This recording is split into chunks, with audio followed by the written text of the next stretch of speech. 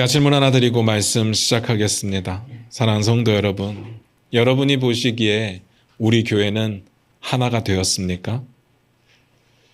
교회를 제가 감히 평가할 수는 없겠지만 그래도 굳이 좋은 교회를 말하는 기준을 우리가 이야기를 한다면 제 생각에는 하나 되는 교회가 좋은 교회라고 저는 생각합니다. 근데 쉽지 않죠. 각각의 생각들이 다 다릅니다. 각각의 살아온 배경들도 다 다릅니다.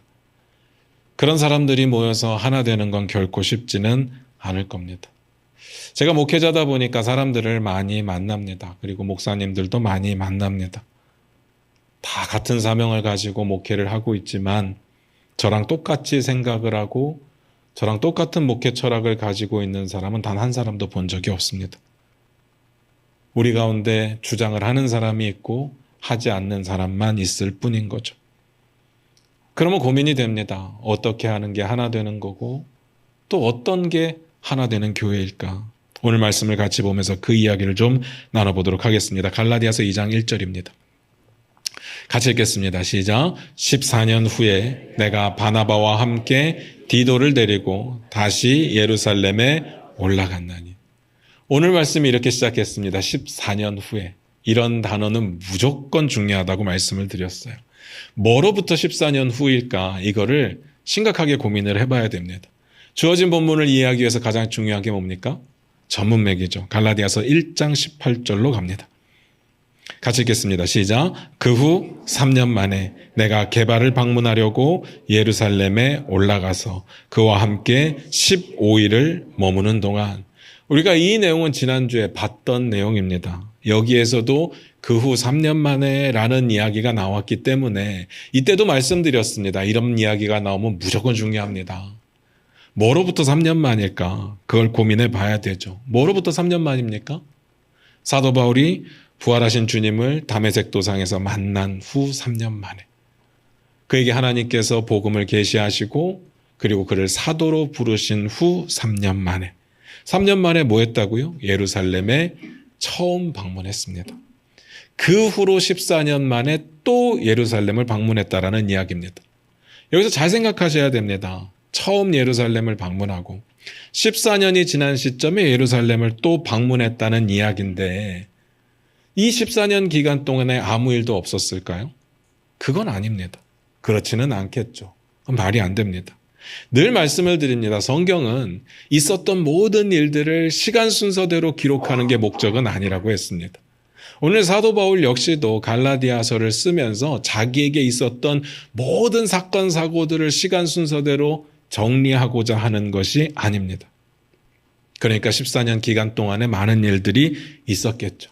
그리고 또 하나 중요한 거, 지금 처음 예루살렘을 방문하고 지금 말하고 있는 14년 후에 예루살렘을 방문했다고 했는데 그 중간에 정말 한 번도 예루살렘을 간 적이 없었을까요?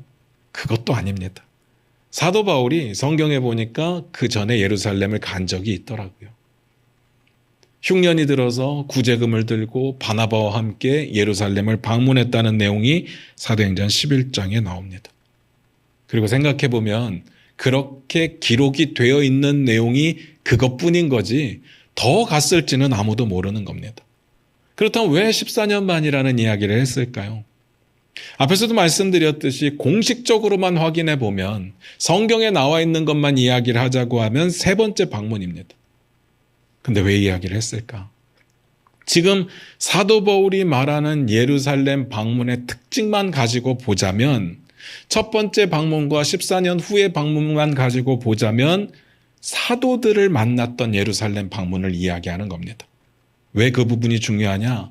사도 바울이 전하는 복음은 사람에게서 난 것이 아니라 하나님께로부터 난 거니까요. 늘 그걸 강조하고 있습니다. 그렇기 때문에 사도 바울이 전하는 복음은 진리고 진리이기 때문에 수정 불가라는 거. 그 이야기들을 갈라디아서에서 하고 있는 중에 나온 이야기입니다. 오늘 이야기의 모든 관심도 거기에 비춰질 겁니다. 여기까지 이해가 되시죠? 넘어갑니다. 여기에 새로운 인물이 이제 등장을 할 겁니다. 1절을 다시 보겠습니다. 같이 읽겠습니다. 시작. 14년 후에 내가 바나바와 함께 디도를 데리고 다시 예루살렘에 올라갔나니. 바나바와 함께 누구를 데리고 예루살렘에 올라갔다고요? 디도. 바나바는 지난주에 짧게 설명을 좀 드렸고요. 오늘 디도가 처음 등장을 했습니다. 우리가 알고 있는 디도서의 그 디도가 맞습니다. 일단 이 디도라는 사람을 기억해 주시기를 부탁드려요. 어떤 사람인지는 둘째치고 이 디도라는 인물이 오늘 이야기를 이해할 수 있는 핵심 키워드가 될 겁니다. 아주 중요한 인물입니다. 그 다음 봅니다. 갈라디아서 2장 2절입니다. 같이 읽겠습니다. 시작. 계시를 따라 올라가 내가 이방 가운데서 전파하는 복음을 그들에게 제시하되 유력한 자들에게 사사로이 한 것은 내가 다름질하는 것이나 다름질한 것이 헛되지 않게 하려 함이라. 사도 바울이 세 번째 예루살렘 방문에 대해서 이렇게 이야기를 했습니다. 내가 계시를 따라 올라갔다. 이 구절만 봐도요. 앞에서 말씀드렸던 이야기가 무슨 내용인지 다 이해가 되실 겁니다. 그리고 앞으로 나오는 이야기들도 이 사실을 기반으로 하고 있다는 사실을 기억하셔야 됩니다. 사도 바울은요, 하나님의 계시를 따라 움직이는 사람입니다. 하나님의 뜻을 쫓아 움직이는 사람입니다. 이 이야기를 왜 한다고요? 사도 바울은 하나님께서 세우신 사도라는 거죠. 하나님께서 직접 계시를 주셨다는 겁니다. 그러니까 사도 바울이 전하는 복음은 진리고 수정불가라는 거. 그 복음이 뭐였습니까? 오직 은혜. 오직 믿음으로 구원받을 수 있다는 거. 율법의 의로는 절대로 안 된다는 거. 계속 똑같은 이야기가 반복되고 있습니다.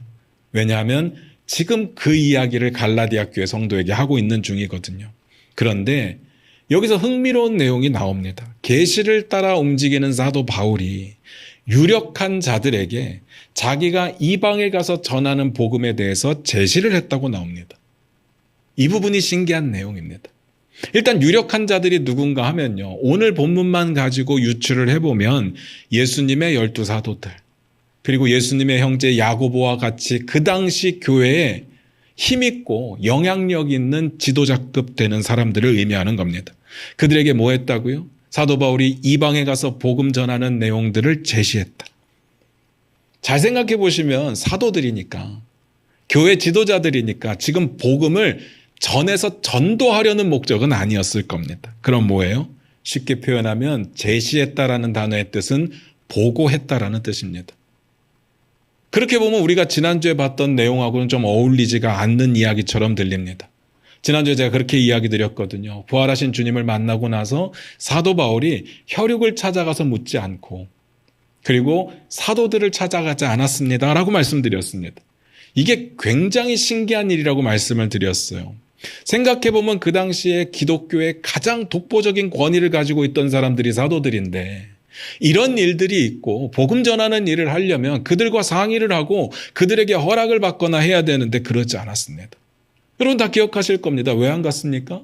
사도 바울은 하나님께서 직접 세우신 사도니까. 그가 전하는 복음은 하나님께서 직접 주신 계시니까 굳이 사도들이 아무리 대단한 사람들이라고 할지라도 그들에게 가서 확인하거나 허락받을 필요가 없었죠. 이게 지난주에 봤던 내용입니다. 그런데 14년이 지났거든요. 14년이 지난 시점에 굳이 사도들을 찾아가서 내가 이방인들에게 이런 복음을 전하고 있다라고 보고를 했다는 겁니다. 그 이유가 뭘까? 궁금하지 않습니까? 사도 바울이 말하는 그 이유에 대해서 제가 설명을 드릴게요. 뒤에 이렇게 나옵니다. 내가 다름질하는 것이나 다름질한 것이나 헛되지 않게 하려고 라고 이야기를 합니다.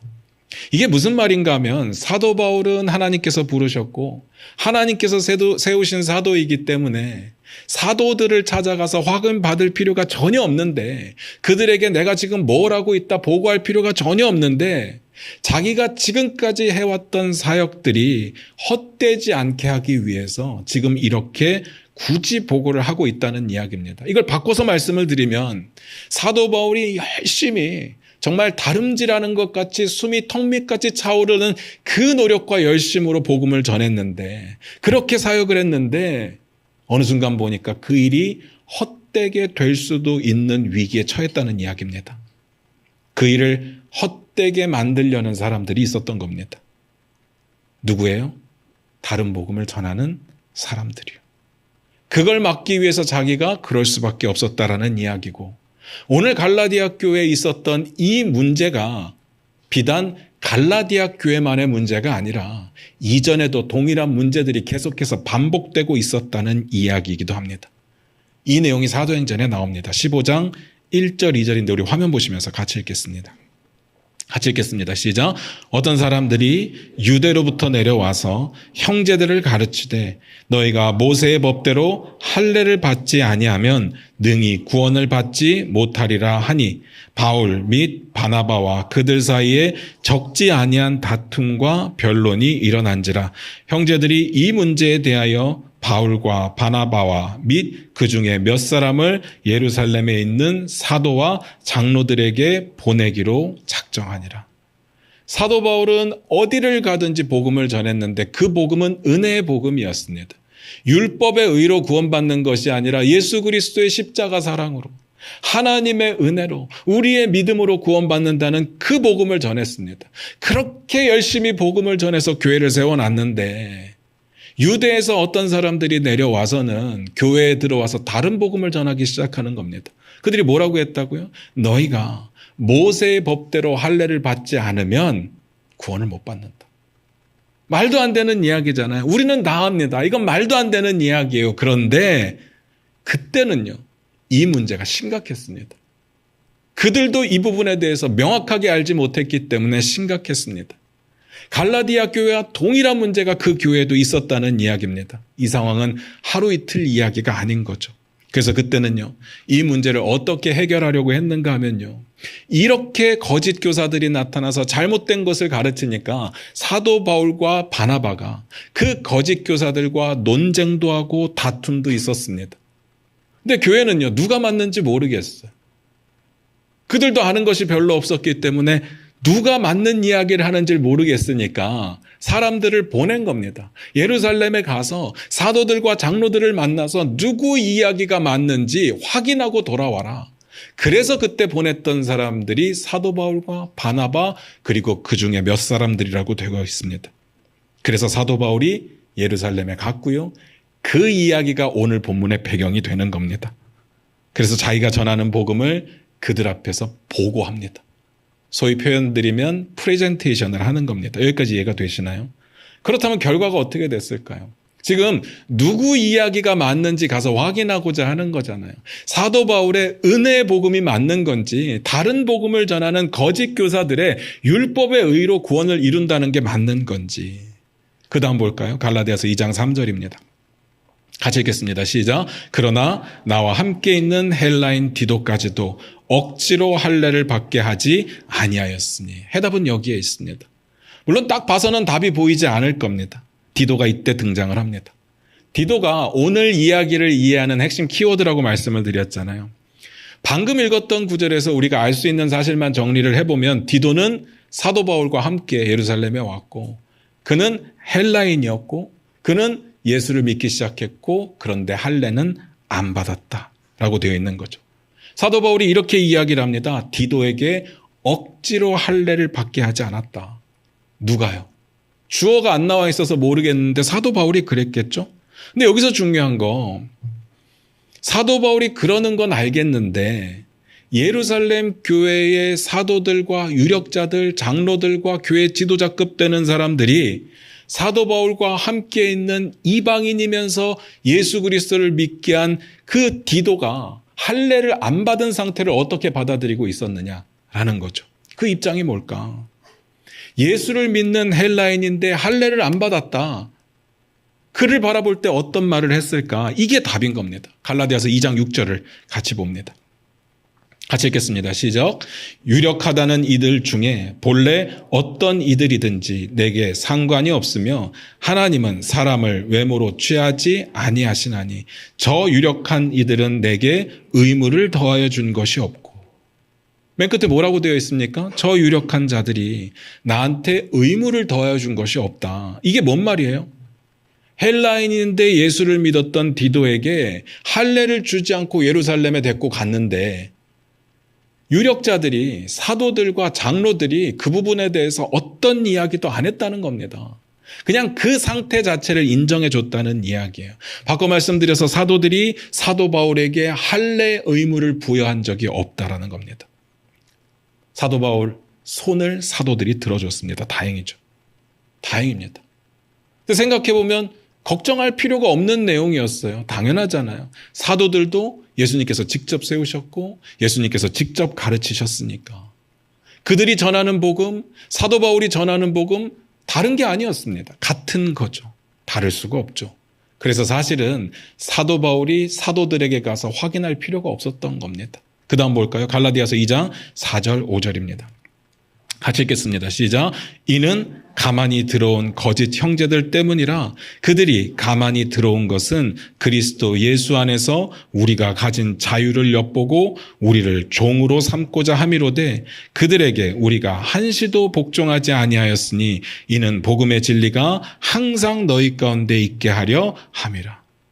굳이 이걸 이야기하는 이유가 뭐래요? 그리스도 예수 안에서 우리가 가진 자유를 엿보다가 우리를 종으로 삼고자 하기 때문이래요. 무슨 말인지 이해가 되시나요? 다른 복음은 가짜예요. 다른 복음을 믿어서는 구원을 받을 수 없다고 말씀드렸습니다. 이 말을 바꿔 말씀드리면 다른 복음을 가지고는 자유함을 얻을 수가 없어요. 죄의 문제로부터 자유함, 죄의 값으로부터의 자유함 얻을 수가 없죠. 근데 사도 바울이 전했던 복음은요, 은혜의 복음입니다. 예수 그리스도의 십자가 능력과 부활의 능력으로 우리는 구원을 받는 거예요. 그 은혜 가운데 믿음으로 반응할 때 우리는 구원을 얻는데 그때 우리는 자유함을 얻습니다. 죄의 문제로부터 자유함, 죄의 값으로부터 자유함. 우린 자유인이 되죠. 그런데 다른 복음을 전하는 사람들이요, 우리의 자유함을 보다가 이건 아닌 것 같아 라고 이야기하면서 우리를 다시 종으로 삼고자 한다는 겁니다. 다시 율법으로 돌아가서 구원을 온전히 이루지 못하게 하겠다라고 가르쳤던 겁니다. 그런데 사도 바울이 그들을 어떻게든 막아냈다. 우리는 그 복음에 복종한 적이 단 한 번도 없다 라고 이야기를 하는 거예요. 잘 생각해 보셨으면 좋겠습니다. 이거 쉬운 거 아니에요. 우리가 같이 신앙생활을 하다가 여기서 절반이, 아니 여기서 한 3분의 2, 4분의 3이 갑자기 다른 복음을 믿기 시작했습니다. 다른 이야기를 해요. 그러면 나 혼자서 믿음을 지키기가 사실은 쉽지가 않아요. 내가 맞는 것 같아도 다수의 의견이 다르다면 뭔가 의심하게 되고 내가 맞나 생각하게 되죠. 그런데 그의 진리라면 지켜야죠.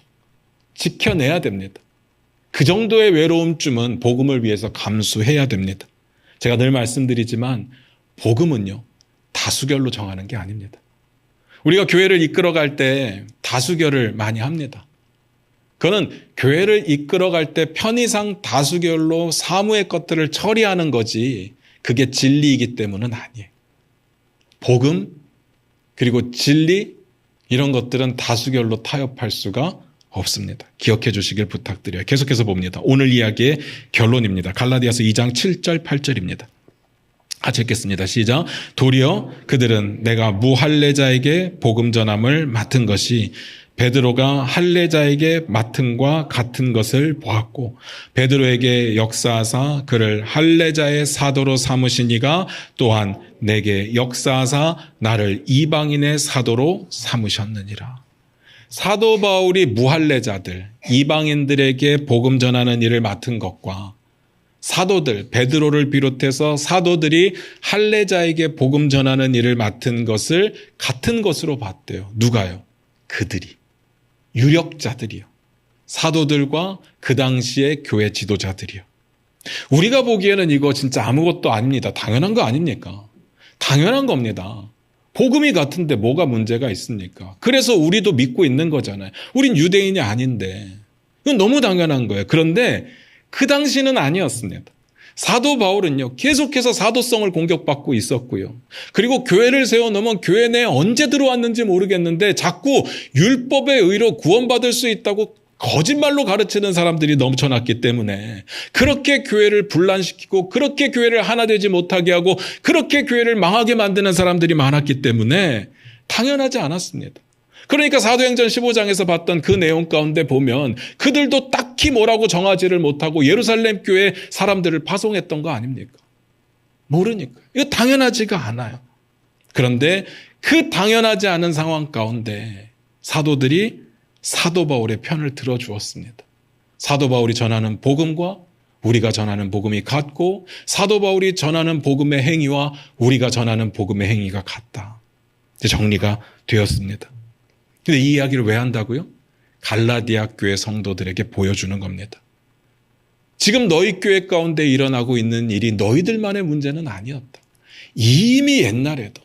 이미 옛날에도 똑같은 일들이 있었고 그래서 예루살렘에 가서 너희들이 좋아하는 그 사도들과 그 유력자들을 만나서 확인해 본 결과 그들이 전하는 복음과 내 복음이 똑같았다라는 이야기를 하는 겁니다. 그 다음이 더 기가 막힌 내용이 나옵니다. 갈라디아서 2장 9절입니다. 같이 읽겠습니다. 시작. 또 기둥같이 여기는 야고보와 게바와 요한도 내게 주신 은혜를 알므로 나와 바나바에게 친교의 악수를 하였으니 우리는 이방인에게로 그들은 할례자에게로 가게 하려 함이라. 기둥같이 여기는 야고보래요. 이 야고보는 예수님의 제자 야고보가 아니라 예수님의 형제 야고보를 뜻합니다. 그리고 베드로와 요한 사도들의 대표를 말하죠. 다시 말해서 오늘 본문에 등장했던 그 유력자들이 하나님께서 사도 바울에게 주신 은혜를 알기 때문에 어떤 은혜를 알아요?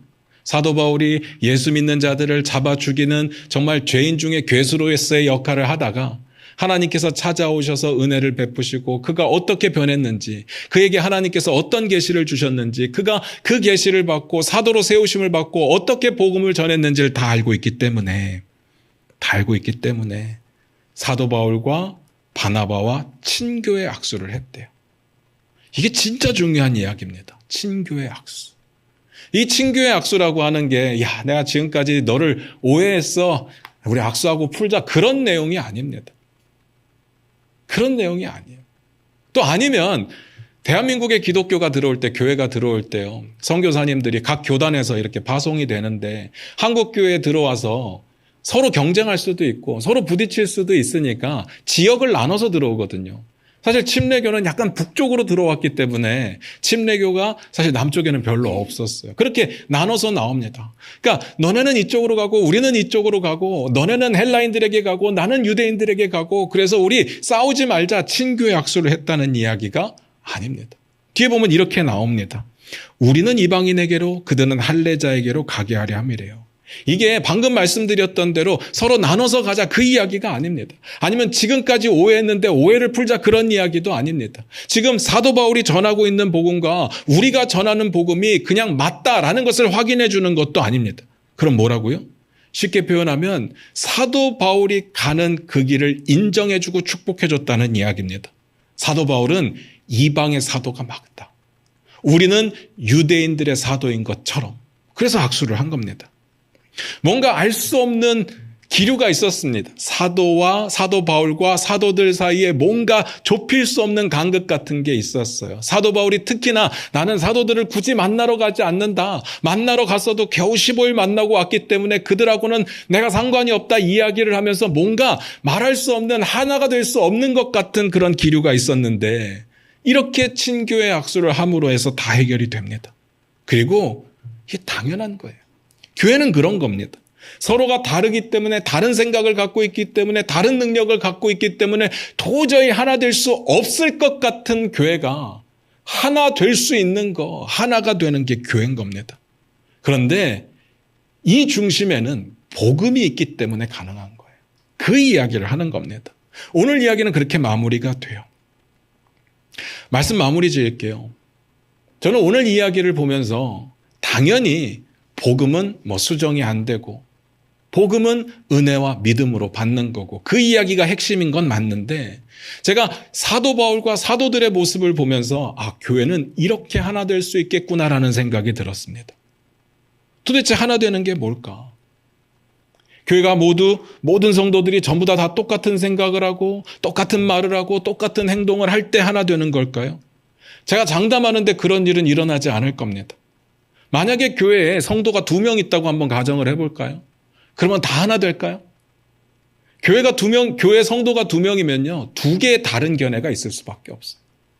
우리도 경험해봤는데 아무 문제 없었습니다. 한 사람이 참은 겁니다. 자기 주장을 죽인 거예요. 남의 주장을 그냥 인정해 준 겁니다. 그래서 우리가 하나 된다라고 하면 항상 그렇게 생각합니다. 내가 참자. 내 의견을 죽이고 남의 주장을 좀 받아들여 주자.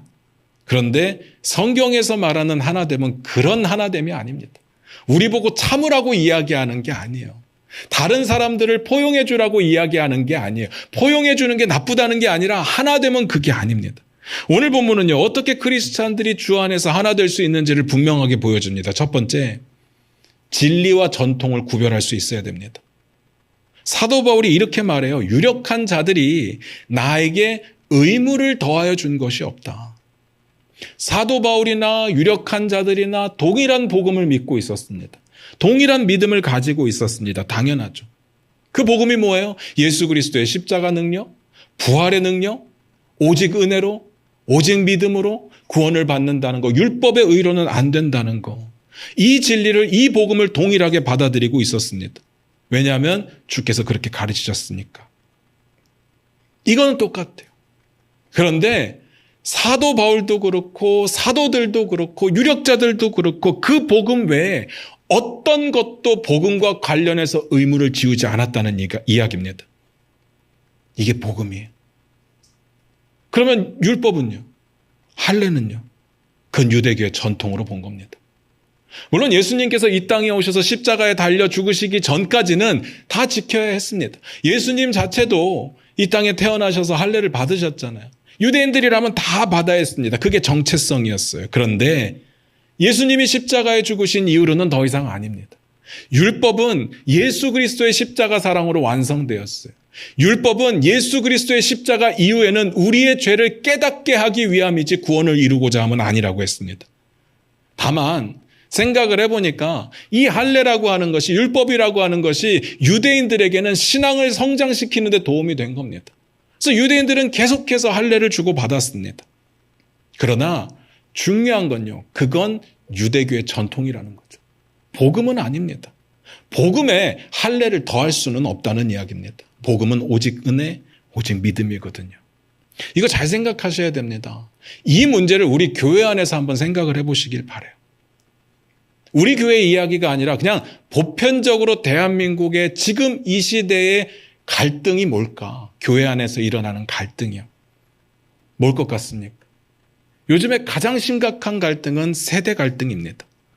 근데 이 세대 갈등이라고 하는 게 나이 드신 분들과 청년들이 생각하는 게 많이 달라졌습니다. 라는 이야기는 아닙니다. 이 세대 갈등이 심각한 이유가 뭔가 하면요, 기득권과 비기득권의 갈등의 양상으로 나타나기 때문에 심각한 겁니다. 이걸 이해하지 못하면요, 교회에 절대로 다음 세대를 품을 수가 없습니다. 이 땅에 수많은 교회들이 다음 세대가 없다? 대부분은 이 문제로부터 비롯했을 가능성이 큽니다.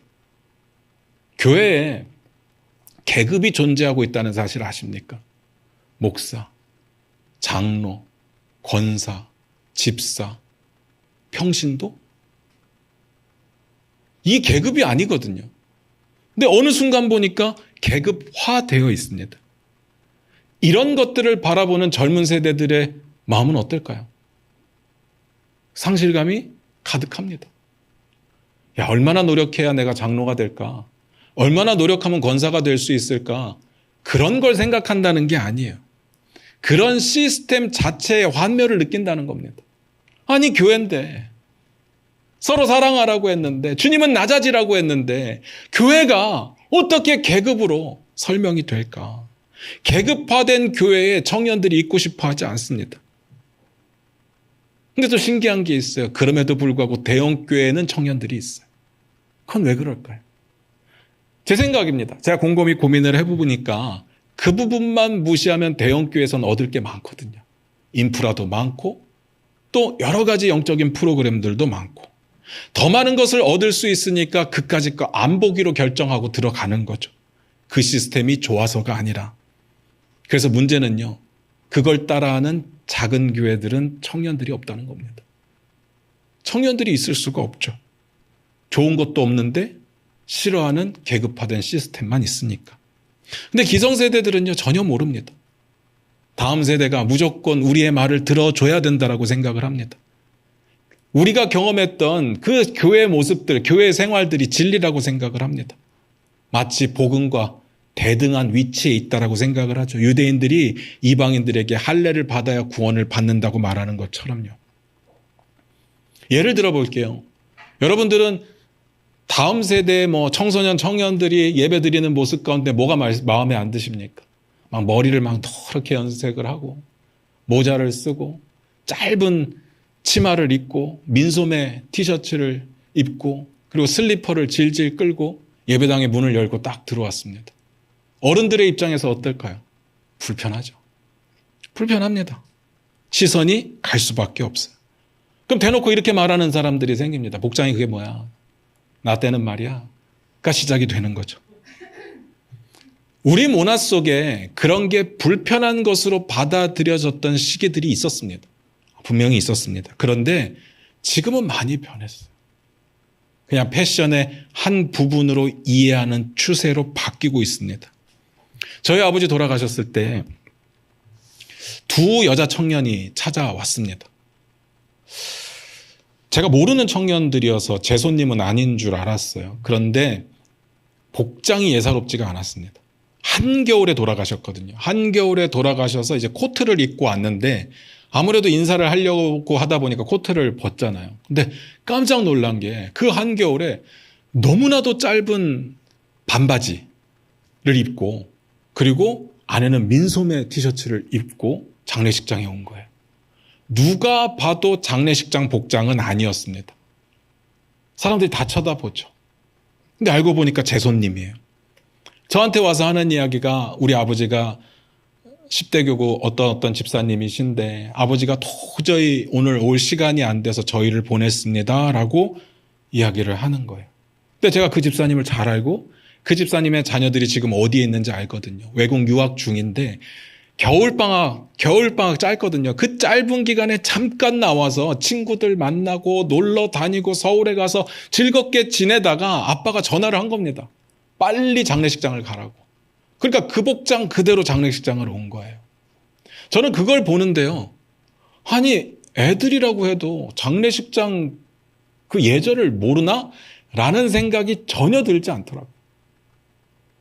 야, 이 바쁜 중에 놀고 싶을 텐데 이렇게 찾아와 준 게 너무 고마웠습니다. 그 복장이 그다음부터 눈에 안 들어오더라고요. 우리가 두 가지를 기억해야 됩니다. 첫 번째, 다음 세대들의 복장이나 태도가 마음에 안 드는 건 성경적인 게 아니라 문화가 다르기 때문입니다. 내가 경험했던 문화와 그들이 보여주는 문화의 이질감 때문에 그런 겁니다. 두 번째, 그럼에도 불구하고 배려 차원에서 조심할 필요는 여전히 있습니다. 그건 사랑이고 말 그대로 배려죠. 모든 것이 가하나 모든 것이 덕을 세우는 것은 아니거든요. 잘 기억하셔야 됩니다. 교회 내에서 내게 익숙한 문화를 다른 세대에게 강요할 수가 없습니다. 문화는 복음과 상관이 없는 겁니다. 그건 기성세대나 다음 세대나 마찬가지입니다. 우리가 찬양을 부르다 보면요. 이걸 격하게 느낄 때가 있습니다. 청년들이 좋아하는 찬양과 어른들이 좋아하는 찬양. 너무 다르죠. 어른들은 찬송가 좋아합니다. 청년들은 찬송가를 모릅니다. 그러면서 어른들은 이렇게 이야기합니다. 찬송가가 아니면 찬양의 은혜가 없다. 근데 청년들은 이렇게 이야기를 합니다. 모르는 노래를 마음 다해 부를 수가 없다. 이건 문화의 측면인 겁니다. 서로가 다른 문화를 경험하고 있죠. 그런데 그럼에도 불구하고 배려를 할 필요는 있습니다. 교회 전통을 존중할 필요는 있습니다. 그게 공동체고 그게 교회고 그렇게 해야 덕을 세우니까. 다만 제가 이것만 말씀을 드릴게요. 청년 세대들이 어른들이 보기에 버릇없어 보이고 때로는 너무한다 싶어 보여도 그들은 어른들의 시선을 신경 쓰고 있습니다. 그리고 그건 배려와 사랑의 차원이라는 것. 그것이 복음 때문이 아니라 구원받기 위해서가 아니라 그들도 나름 배려하고 있다는 것. 거꾸로 어른들도 청년들을 바라보며 할 말이 여기까지 있지만 참고 있는 것은 역시 배려이고 역시 사랑이라는 것. 이런 것들이 이해가 될 때, 이런 것들이 복음과 상관없는 문제로 서로 이해하고 받아들여야 되는 문제라고 바라볼 때 그때 하나가 될 수 있는 겁니다. 그리고 믿음은요, 이런 것들로부터 자유한 게 믿음인 겁니다. 정말 불편한 이야기일 수도 있는데 복음은요, 우리가 고민하는 문제들, 술이나 담배나 복장이나 여러 가지 문제들, 정말 규정에서 교회 이런 것들이 없어졌으면 하는 그런 문제들과 복음은 전혀 상관이 없습니다. 물론 복음을, 믿음을 잘 지키기 위해서 필요한 부분이긴 하지만 그걸로 구원받는 것도 아니고 그걸로 구원을 뺏기는 것도 아닙니다. 제 의도가 뭔지는 아시죠? 마음대로 하시라는 이야기가 아닙니다. 오늘부터 자유롭게 술 드시고 자유롭게 담배 피시고 같이 끝나고 담배 한 대씩 피시고 그런 이야기가 아닙니다. 이걸 구원의 문제로 결부할 수 없다는 이야기예요. 침례교 목사님 중에 인류 역사상 가장 위대했던 설교가로 뽑히는 목사님이 한 분 계세요. 이름은 찰스 스펄전 목사입니다. 아마 들어보신 분들 계실 거예요. 이분이 설교에 있어서는 정말 탁월하십니다. 근데 이분이요, 애연가였다고 하더라고요. 그래서 이분의 조상화를 보면 이렇게 담배를 이렇게 들고 있는 그런 조상화들이 많아요. 근데 그걸 가지고 그분이 구원을 받았는지 안 받았는지, 그가 전하는 복음이 진짜인지 가짜인지를 말할 수가 없는 거죠. 무슨 말인지 아시겠습니까? 두 번째, 각자의 부르심을 인정해 줘야 됩니다. 사도 바울과 사도들이 뭐 했다고요? 친교의 악수를 했대요. 이게 무슨 의미라고요? 각자의 가는 길을 인정해 줬다라는 뜻이라고 했습니다. 서로 가는 길이 다른데, 서로 주의 일을 하는 방식이 다른데 서로 경쟁하고 서로 미워하는 것이 아니라 축복해 줍니다. 힘이 되어 줍니다. 그렇게 하나가 되는 겁니다. 잘 생각하셔야 됩니다. 우리 교회는 어떤 사명이 있을까요? 선교하고 전도하는 교회, 다음 세대를 세우는 교회, 그리고 교회를 세우는 교회. 여기서 말하는 교회는 우리 교회도 교회지만 다른 교회들, 힘없고 연약한 교회들을 세우는 것. 이 세 가지죠. 이 사명을 우리에게 주셨습니다. 이걸 다른 교회와 비교할 수가 없어요. 많은 분들이 이렇게 이야기합니다. 목사님 교회는 그런 비전을 가지고 사역하는 게 너무 보기 좋습니다. 다른 교회는 그런 걸 안 해서 틀렸습니다. 근데 전 동의하지 않습니다. 이건 우리에게 주신 사명이에요. 우리가 열심히 하는 걸 다른 교회가 안 한다고 해서 그 교회는 틀렸다, 잘못했다라고 말할 수 없고요. 반대로 다른 교회가 열심히 하고 있는 걸 우리가 안 한다고 해서 우리 교회가 틀렸다, 잘못됐다라고 말할 수가 없습니다. 복음은 하나인데 그 복음을 이루는 방식에 받은 사명은 다양할 수가 있거든요. 이걸 인정할 수가 있어야 됩니다. 이걸 좀 바꿔서 말씀을 드릴게요. 우리에게는 사명이 있습니다. 앞에서 말씀드렸던 세 가지 사명. 그 사명을요, 구원을 이루기 위한 것이 아니라 하나님께서 우리에게 원하시는 사명이기 때문에 해야 됩니다. 내 마음에 안 든다고 안 할 수가 없어요. 우리 교회 성도인데 다른 교회하고 비교하면서 그거 하고 싶은데 왜 우리는 안 하고 불평할 수가 없습니다. 우리 교회에 있으면서 우리 교회 사명을 감당하는 일에 내 생각과 맞지 않다고 해서 안 하는 거 외면할 수도 없습니다. 무슨 말인지 아시겠습니까? 어제부터 이제 여름 사역이 시작이 되었습니다. 어떤 사람들은 관심이 있고 어떤 사람들은 무덤덤할 수 있죠. 근데 제가 어제 너무 감동받은 건 우리 교회 유아부 아이들이 6명이더라고요. 많으면 많을 수도 있고 작으면 적을 수도 있는데 어쨌든 6명이에요. 근데 그 6명의 아이들을 위해서 이제 어른들이 왔는데 일단 부모님들이 왔어요.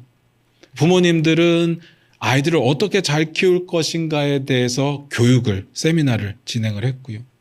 그리고 선생님들, 그리고 보조 선생님들, 또 식사를 준비해 주시는 분들, 저까지 해서 19명의 어른들이 어제 교회에 와 있었습니다. 아이가 6명인데 어른은 19명. 저는 이런 게 하나 되는 거라고 생각합니다. 우리 교회가 100명이 조금 안 되거든요. 근데 19명의 어른들, 아이들까지 하면 25명의 사람들이 유아부 여름 성경 학교를 위해서 와 있는 거예요. 재밌지 않습니까? 올해 초에 우리 단기 선교를 갔어요. 전체로 36명이 갔는데 우리 교회 성도들은 26명이 갔습니다. 100명도 안 되는 교회에서 26명의 우리 교인들이 단기 선교를 간 거예요. 저는 감히 이런 생각을 해봅니다. 우리 교회는 참 아름다운 교회구나. 어떻게 보면 교회 아무것도 안 하는 것 같고 아무것도 없는 것 같은데 우리에게 주신 사명을 이루기 위해서는 교회의 4분의 1이 움직여요. 그리고 나머지 분들은 기도하고 물질로 후원하고 함께 관심을 가져주죠. 저는 이런 교회가 좋은 교회라고 생각합니다. 모든 사람들이 다 옷을 오늘부터 다 하얀색으로 입고 오세요 해서 다 똑같이 입는 교회가 하나 되는 교회가 아니라 앞으로는 다 똑같은 이야기만 하십시오. 다른 이야기는 절대 하지 마십시오. 그래서 똑같은 말을 하는 교회가 하나 되는 교회가 아니라 복음 앞에 함께 마음을 모으는 교회, 주님 주신 사명 앞에 함께 움직일 수 있는 교회, 그런 교회가 하나 되는 교회라고 저는 생각합니다. 여러분들께도 여쭙겠습니다. 제가 보기에 우리 교회는 좋은 교회고 건강한 교회인데 여러분 생각은 어떻습니까? 그리고 여러분은 그 하나됨에 열심히 순종하고 계십니까? 기도하겠습니다.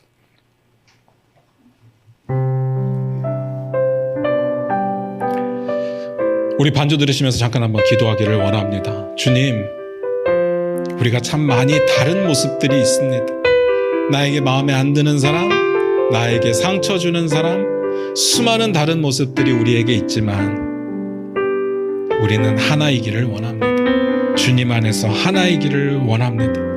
복음 때문에, 다른 이유 때문이 아니라 복음 때문에, 예수 그리스도가 우리의 머리 되시기 때문에 우리는 하나이기를 원합니다. 그 하나됨을 지키고 이루고자 노력하는 우리가 되겠습니다. 우리 다 같이 그렇게 기도하며 나아갑니다. 기도하겠습니다.